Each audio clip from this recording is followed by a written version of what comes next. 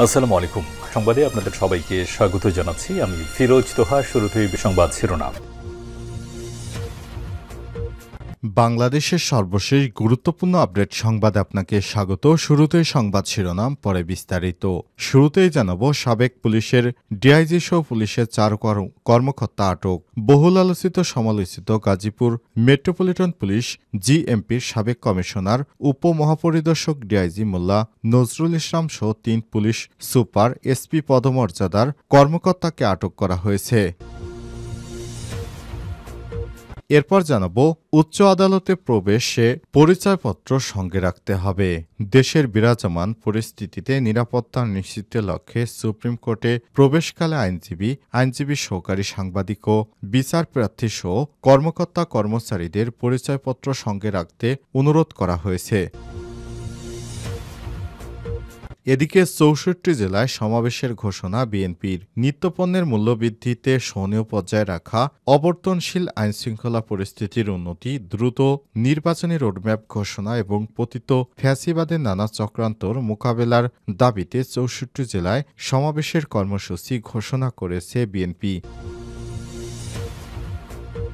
এদিকে চাঁদপুরে সংঘবদ্ধ ডাকাত দলের সদস্য আটক। চাঁদপুরের মতলবের উত্তরে যৌথ বাহিনীর অভিযানে মাদক ও ডাকাতি সরঞ্জাম সহ সংঘবদ্ধ ডাকাত দলের সক্রিয় সদস্য নাজমুল মোল্লা ২১ নামে এক সদস্যকে আটক করা হয়েছে।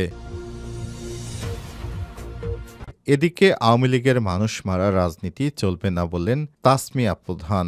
জাগপা সভাপতি ব্যারিস্টার তাসমিয়া প্রধান বলেছেন, আওয়ামী লীগের ইতিহাস দেশের মানুষ এবং গণতন্ত্রকে হত্যা করার ইতিহাস। পতিত আওয়ামী লীগ নতুন করে আবারও ষড়যন্ত্র করছে দেশের বিরুদ্ধে। সকল ষড়যন্ত্রকে রুখে দেওয়া হবে ইনশাআল্লাহ। আওয়ামী লীগের মানুষ মারা রাজনীতি বাংলাদেশে আর চলবে না।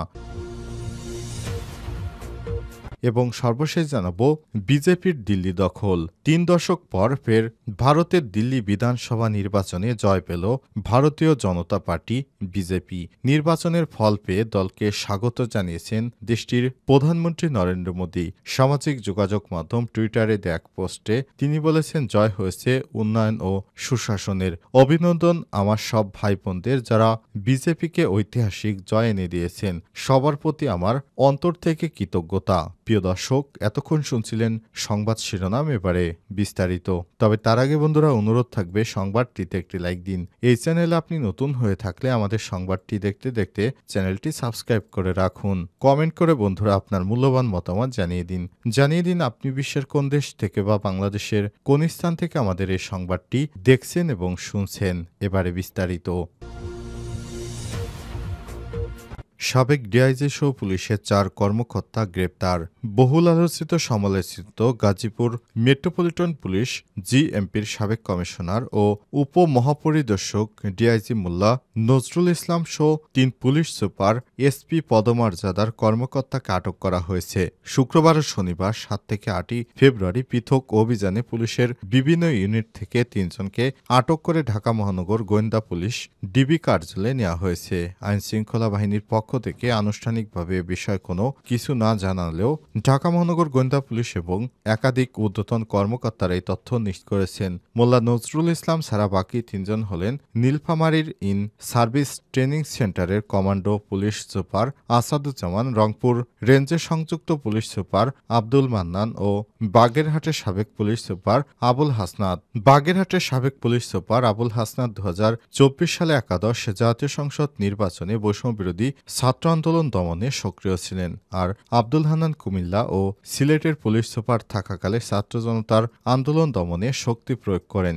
একসময় সিটিটিসিতে থাকা অবস্থায় তার বিরুদ্ধে জঙ্গি নাটক সাজানোর একাধিক অভিযোগও ছিল।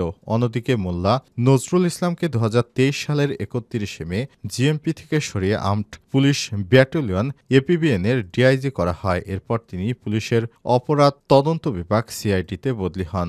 সর্বশেষ মোল্লা নজরুল ইসলামকে সিআইডি থেকে সরিয়ে রাজশাহীর সারদা পুলিশ একাডেমি ট্রেনিং সেন্টারে সংযুক্ত করা হয়। মোল্লা নজরুল ইসলাম বিশেষ পুলিশ ক্যাডারের 20তম ব্যাচের কর্মকর্তা। উচ্চ আদালতে প্রবেশে পরিচয়পত্র সঙ্গে রাখতে হবে।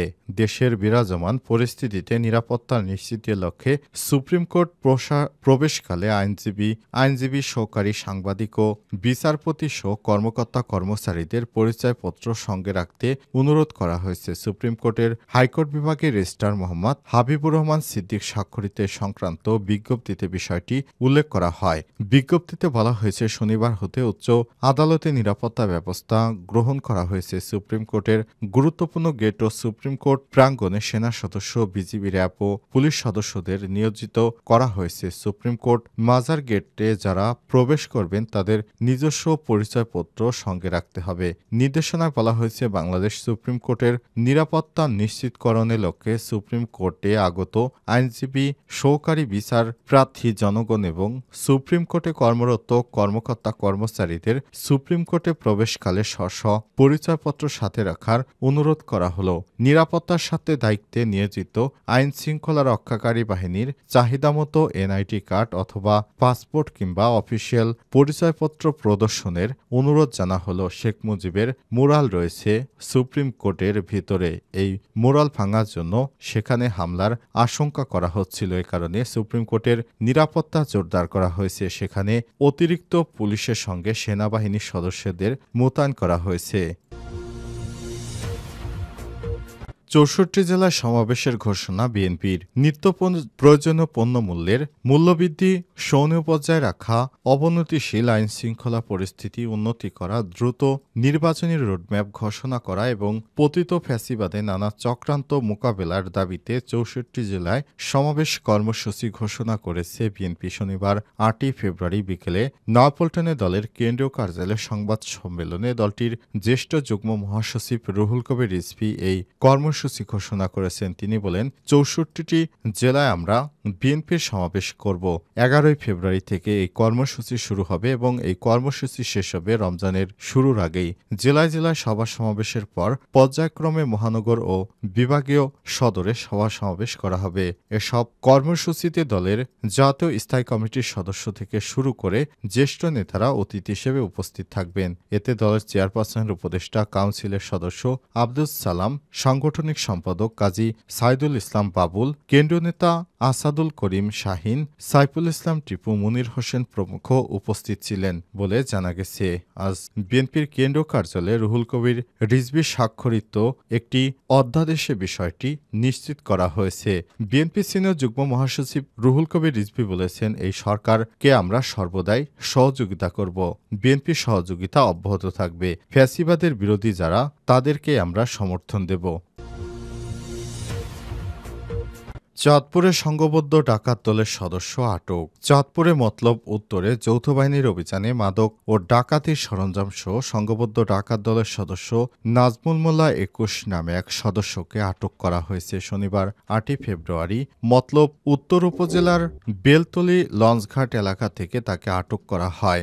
আটক ব্যক্তি গোপন সংবাদের ভিত্তিতে অভিযান চালিয়ে নাজমুল মোল্লাকে আটক করার বিষয়টি নিশ্চিত করেছে যৌথ বাহিনী। এ সময় তার কাছ থেকে শটগানের ৬টি কার্তুজ, ১০ পিস ইয়াবা ট্যাবলেট, নগদ ২,১৬,৫০০ টাকা এবং ৬টি বুলেট প্রুফ জ্যাকেট, ৮টি লাইফ জ্যাকেট, একটি গাঁজা মাপার মেশিন, ৪০ পিস কলকি এবং ২টি লাইট, 4টি হেলমেট, একটি লেজার লাইট, একটি চাঁদা সংগ্রহের বই, 4টি মোবাইল ফোন ও একটি বিদেশি মদের বোতল উদ্ধার করা হয়েছে। চাঁদপুর আর্মি ক্যাম্পের অপারেশন অফিসার লেফটেন্যান্ট জাবিদ হাসান বলেছেন, সংঘবদ্ধ ডাকাত চক্রের এই হোতাকে গ্রেপ্তার করা হয়েছে। আমরা গোপন সংবাদের ভিত্তিতে অভিযান চালিয়ে এই চাঁদাবাজ ডাকাত দলের এই সদস্যকে গ্রেপ্তার করতে সক্ষম হয়েছি।